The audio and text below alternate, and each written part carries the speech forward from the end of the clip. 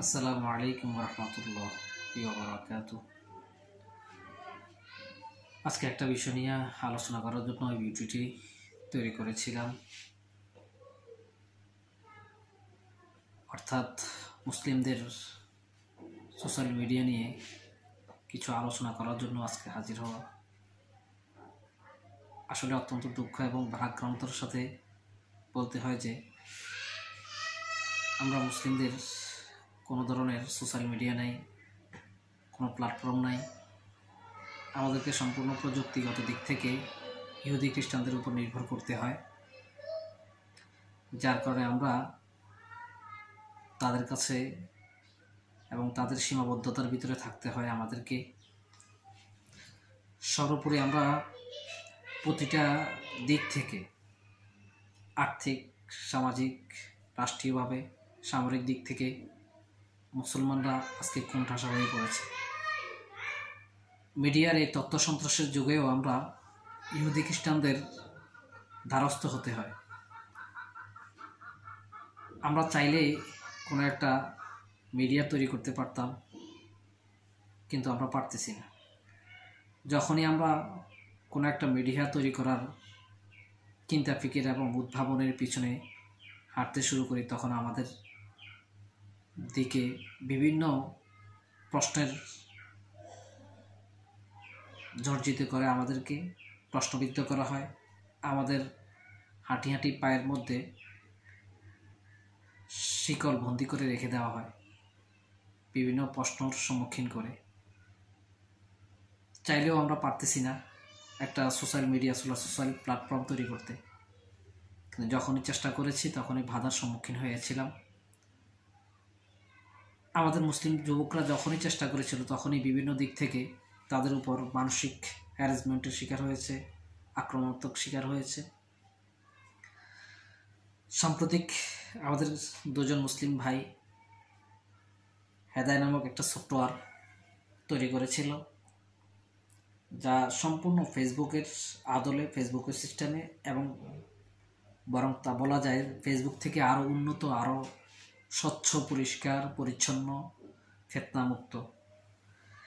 কিন্তু যখনই এই প্ল্যাটফর্মটা অল্প দিনে জনপ্রিয় হয়ে উঠছিল, তখন আমাদের এই মুসলিম ভাইরা প্রশ্ন করা শুরু করছিল যে আসলে এটা কাদের তৈরি, নিরাপত্তাটা কি, কোনো তথ্য চুরি করছে কিনা। এই ধরনের বিভিন্ন প্রশ্নে হেদায়া প্ল্যাটফর্মটাকে প্রশ্নবিদ্ধ করছে, অঙ্কুরেই বাধা দিচ্ছে, যাতে করে এটা হাঁটি হাঁটি পা পা করে আগাইতে না পারে। এই যে যুবকরাই, যে মুসলমানরাই এই ধরনের প্রশ্ন করছে, নিরপেক্ষ কিনা, কারা চালাচ্ছে, এর পিছনে কাদের শক্তি আছে, এবং কোনো তথ্য চুরি করছে কিনা, যারা এই প্রশ্নগুলো করছে তারা বিন্দু পরিমাণও ফেসবুক, ইনস্টাগ্রাম, টুইটার, এরপরে হোয়াটসঅ্যাপ, টেলিগ্রামের উপরে বিন্দু পরিমাণ প্রশ্ন করেনি, বরং অন্ধবিশ্বাস করে নির্দ্বিধায় অ্যাকাউন্ট খোলা শুরু করছে। অলরেডি অ্যাকাউন্ট খুলছে, কিন্তু ওই ফেসবুক, টুইটার, ইনস্টাগ্রাম আমার আপনার মোবাইলে কি কি অ্যাক্সেস নিচ্ছে আমরা কখনো কি প্রশ্ন করি না। কিন্তু যখনই হেদায়া প্ল্যাটফর্ম আমাদের কাছে প্রকাশিত হলো, প্রচার হচ্ছে, দিনে দিন তার জনপ্রিয়তা বাড়তেছে, তখনই এই প্রশ্ন করা শুরু করছে। এই ব্যক্তিটাই যে ফেসবুকে অ্যাকাউন্ট খুলছে, তার আগে একটা বারের জন্য চিন্তা ফিকির করে নাই। এটা আমাদের মানসিক দাসত্বের কি কারণে হচ্ছে? কারণ আমরা মুসলিমদেরকে বিশ্বাস করি না ঠিক, কিন্তু অমুসলিমদেরকে, অর্থাৎ ইহুদি খ্রিস্টানদেরকে আমরা কি পরিমাণ বিশ্বাস করি বলার অপেক্ষা রাখে না। আমরা আসলে মানসিক দাসত্বের শিকার। ইহুদি খ্রিস্টানদের কাছে আমরা নিজেদের বিবেককে বিক্রি করে দিয়েছি, যার কারণে আমরা আজও পর্যন্ত কোনো ক্ষেত্রেই উঠে দাঁড়াতে পারি না। দাঁড়াতে গেলেও আমাদেরকে সন্দেহের তীর আমাদের দিকে গভীরভাবে নিক্ষেপ করা হচ্ছে। আমাদের করণীয়টা কি? আমরা এই মানসিক দাসত্বের শৃঙ্খল থেকে কবে বেরিয়ে আসব? এটা আমাদের প্রথম কি প্রশ্ন হবে। কখন আসব? আসা দরকার কি না?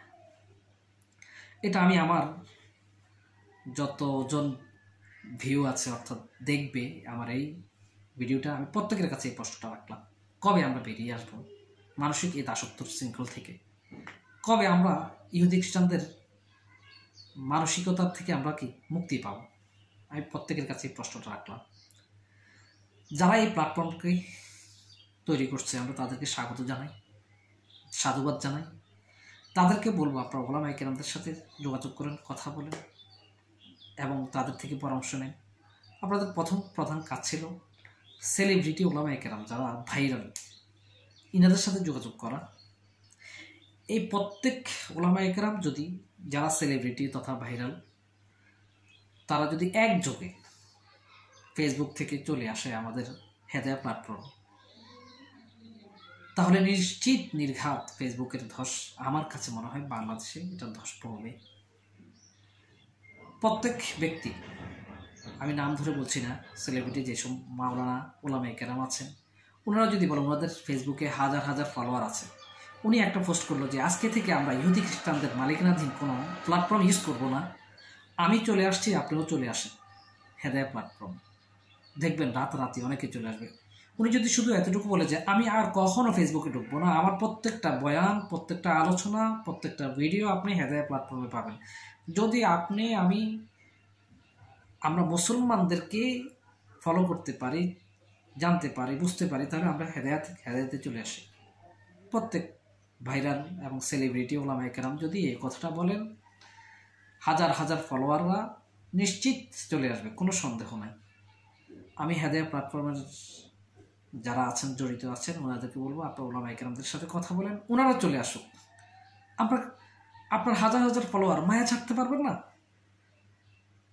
ওনারা যদি এখানে চলে আসে, আপনার লেখালেখি এখানে হোক। আপনি মনে করেন যে আমার এত ফলোয়ার কি নষ্ট হয়ে যাচ্ছে, এত ফলোয়ার শেষ হয়ে যাচ্ছে, এত ফলোয়ারকে আমি আর পাবো না, এতজন বন্ধুকে পাবো না, আর আপনার ভিতরে যদি এই মায়াটুকু এখনো থেকে যায়, ইহুদি খ্রিস্টানদের সোশ্যাল মিডিয়া ব্যবহার করার কারণে যদি এতটুকু এখনো থেকে যায়, তো আপনার দাজ্জালের কারণে কিভাবে আপনি ইমানকে রক্ষা করবেন? দাজ্জাল তো আইসে আপনাকে এভাবে বলবে, তার দিকে তো এই ধরনের কিছু দিয়ে আকৃষ্ট করবে। তাই আমি মনে করি যে ইহুদি খ্রিস্টানদের প্রতি প্রীতি না হয়ে, তাদের প্রতি আকৃষ্ট না হয়ে আপনার এতটুকুই জলাঞ্জলি দিতে পারেন যে আমার হাজার হাজার ফলোয়ার বা ইসলামই আমার জন্য বেস্ট, আমি ফিতনা মুক্ত থাকতে চাই, এতটুকু আপনি কি দিনের তামান্না নিয়ে আপনি চলে আসেন হেদায়া প্ল্যাটফর্মে। আমি হেদায়া প্ল্যাটফর্মের সাথে জড়িত যারা আছে প্রত্যেককে আমি বলবো আপনারা বিজ্ঞ ওলামায়ে কেরামদের দ্বারস্থ হন।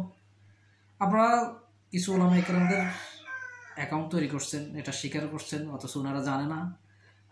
আপনাদের উদ্দেশ্য সৎ ছিল, নিয়ত ভালো ছিল, কিন্তু প্রথমেই তাদের সাথে আলোচনা করা দরকার ছিল যাতে করে বিভ্রান্তি সৃষ্টি না হয়।